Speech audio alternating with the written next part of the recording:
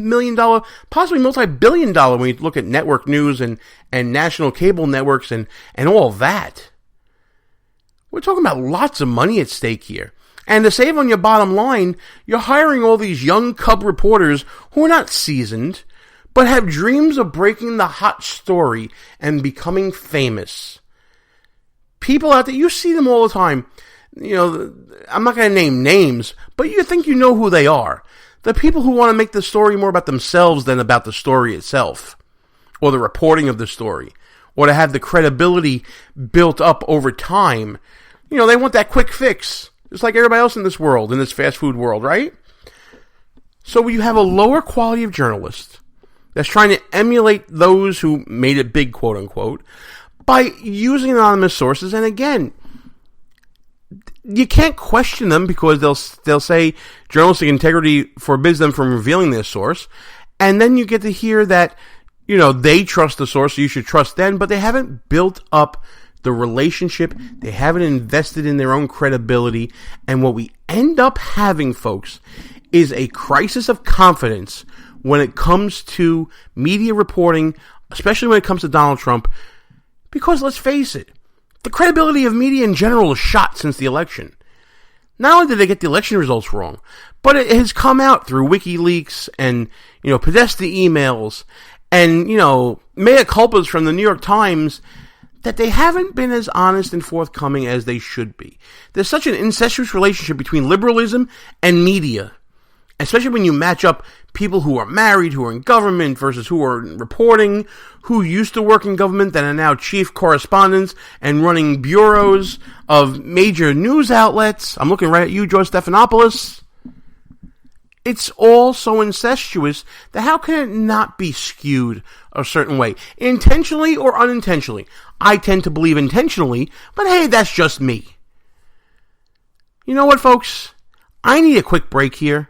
When we come back, we're going to go into another story that broke this week, using anonymous sources, and again, using them to the detriment of the Trump administration, but also straining the credibility that's already shot of liberal-leaning media. Gene Baradelli, Behind Enemy Lines. We'll be back right after these brief words. If you're a long-time listener of the show, or maybe this is your first time listening, you can probably tell that me and the gang here, we like to have our share of fun, whether it's on or off the air. We talk about 2-drink minimum radio and no medication Wednesdays or whatever day it may be. That's why when we found the people at Less Government, More Fun, we knew it was a match made in heaven with this show. Folks, we live in a time where government is out of hand. Our founding fathers did not intend government to be all-consuming in all parts of our lives. That's why we are telling you to go to lessgovmorefun.com, check out the website, check out the swag. What the people want is less government, more fun. Pass it on, make it happen. Who might you save? Your mother, your father, your husband, uncle, aunt, son. Learn FAST, F-A-S-T, the sudden signs of a stroke, and you could save. Your friend, teacher, boss. F, face drooping. A, arm weakness. S, speech difficulty. T, time to call 911. F-A-S-T. That's F, face drooping. A, arm weakness. S, speech difficulty. T, time to call 911. The sooner they get to the hospital, the sooner they'll get treatment. And that can make a remarkable difference in the recovery of your neighbor, the waiter, grandmother, grandfather. So learn FAST, the sudden signs of a stroke, then pass it on, because you never know who might save you. Your wife, your colleague. Spot a stroke fast. Visit strokeassociation.org. Brought to you by the American Stroke Association and the Ad Council. Behind Enemy Lines Radio is all about being right. No, seriously, it is. If you ever listen to Russ Gallo or me go back and forth on some issue, we always want to make sure that we remember who said what and when we said it. That's why we go to goonrecord.com. It's a brand new social media website. Challenge people on what they believe, whether it's in politics, sports, entertainment, finance, whatever. There's a category for you at goonrecord.com. Check it out right now. Tell us, what do you stand for? It's time for you to go on record. Behind Enemy Lines. Back on the air. Gene Baradelli, back behind the lines. You know, a couple weeks back, I had a great opportunity to talk to a real journalist, in my opinion. A former war correspondent with the Associated Press, wrote a great book about his experiences. Bob Dvorak, Bedouin Bob, as he's known to his comrades in arms, who he stayed with in the 82nd Airborne during Operation Desert Storm. And we had a side discussion about the state of journalism today that I feel we need to revisit before we go any further. Here's the discussion we had a couple weeks back. Based on your decades of experience and where you've gone and what you've done, comparing the state of journalism when you were working for the AP and doing all these crazy things in the Middle East compared to the state of journalism these days. And one of the things I would like you to touch on is the difference in the trust level that people have now compared to what they had when you were out in the middle of the desert doing things that very few people can be able to do. How have things changed so much? Is it because of social media, or is it the quality of journalists have just gone down? Well, that's a very good question, and I haven't been asked that before, but it's a combination of things. One, the profession that I knew of being assigned to go cover a story to its conclusion, then bringing it back, does not exist anymore. And that's a condition of journalism, newspapers shrinking, and the number of reporters or experienced reporters being out there. That doesn't happen anymore. Two, like you mentioned, social media with Twitter and the internet and instant communication. The written word does not have the same worth that it once had, and three, the level of trust. I think like many institutions in the United States, journalism, newspapers, people who write things down, just don't. It's just not there anymore. There's just been, I think, just so much distrust in everything that who do you turn to as a source and say, okay, I can trust this person. And the other thing too is what writer is out there with the troops, is seeing it from the foxhole level, is experiencing the same conditions that these people are on the ground. And I'm sure there must be somebody, but boy, I'll be darned if I know who they are. It's just it goes back to the tradition of Ernie Pyle, the World War II writer, who got down in the dirt and lived with the grunts and wrote about the face of war that wasn't being seen in the headquarters with the grand sweep of maps and things of that sort.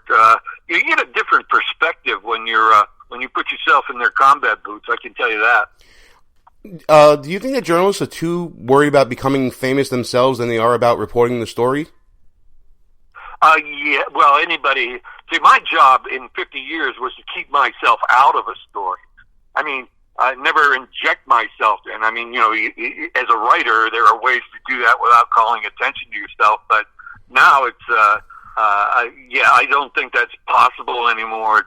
It's me, and look what I do, and I'm holding a mic, and I'm the scud stud, or whatever else. And to me, the basic saw of journalism was to get the story, but don't put yourself into it. And like I said, that the profession that I knew was gone. That's all. That's like Pony Express riders or John Henry with a steel driving man. That's all gone.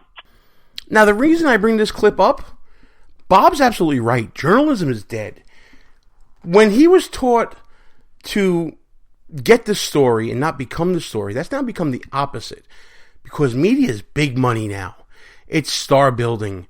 It's about becoming that pundit rather than becoming the straight newsman. Because the straight newsman doesn't get far anymore. This is what happens, folks, when you turn media into a business. It turns into an industry that disregards facts, and they care more about breaking the news and getting the credit than the actual news itself. That's what it comes down to. And we talk about this in the context of the use of these anonymous sources and how it has strained the credibility of media that's already had a strain of credibility coming out of the 2016 election cycle. Let's look at another example that happened this week earlier. And you know what? Here we go again with anonymous sources.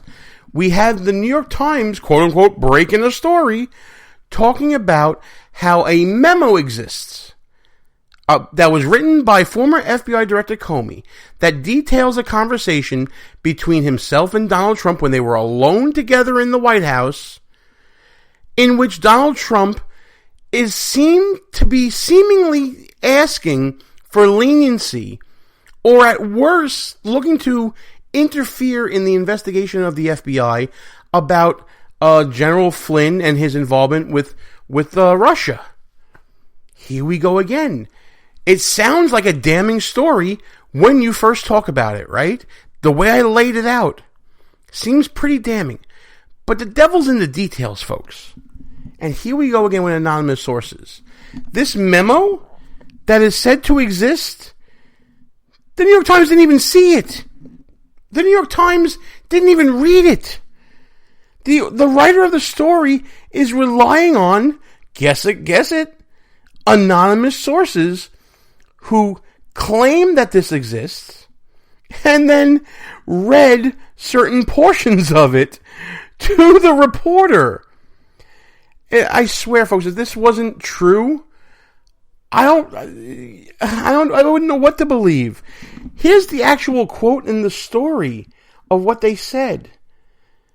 The New York Times has not viewed a copy of the memo, which is unclassified, but one of Mr. Comey's associates read parts of it to a Times reporter. And again, this source asked to remain anonymous. But it's claiming that Trump had a meeting with Comey that was one-on-one in the Oval Office in February regarding former National Security Advisor Michael Flynn. And Trump is quoted as saying, "I hope you can let this go." Now, produce the memo. Produce the memo. If it's not classified and it exists, let's see it. Let's talk about it. Let's cross-examine it. Is this considered a direct quote? Again, what are we thinking here? We have the best evidence available. This memo is unclassified. Go get it. But no, let's use the anonymous source. Let's have him read snippets of it. Let's look at it through the filter of the anonymous source, and then have the author of the story further filter it, because we don't know what the conversation was between the source and the writer. There could have been information that, in my line of work, in the legal field, we could call exculpatory, that would have shown Donald Trump in a better light. But we don't know, because we have at least two filters between us. We have the filter of the source, and we have the filter of the writer. The source didn't necessarily tell us everything that was in that memo, and the writer didn't necessarily tell us everything that the source told the writer. How are we supposed to make a decision on the credibility based on all these unknowns? It's just not possible. So what exactly are you telling us? You're telling us what you want us to hear. That's the bottom line. How is this possible in this day and age? And by the way, while I'm lambasting the media, and while I'm totally taking my shots at them, riddle me this, Batman. What has happened to the logic and reasoning skills and the critical reading skills of American citizens who will just eat this up having been spoon-fed a bunch of garbage and will regurgitate it as if it's gospel? What has happened to this analysis that I'm doing right now? Now, granted, I'm trained to pick apart arguments. That's kind of my stock in trade. But how about just a semblance of independent thought, people? You could easily pull this apart the way I'm pulling this apart right now. Can we not understand that what people tell us isn't necessarily the truth? I thought we learned that in grade school. But because someone has a job, I guess I guess what we're seeing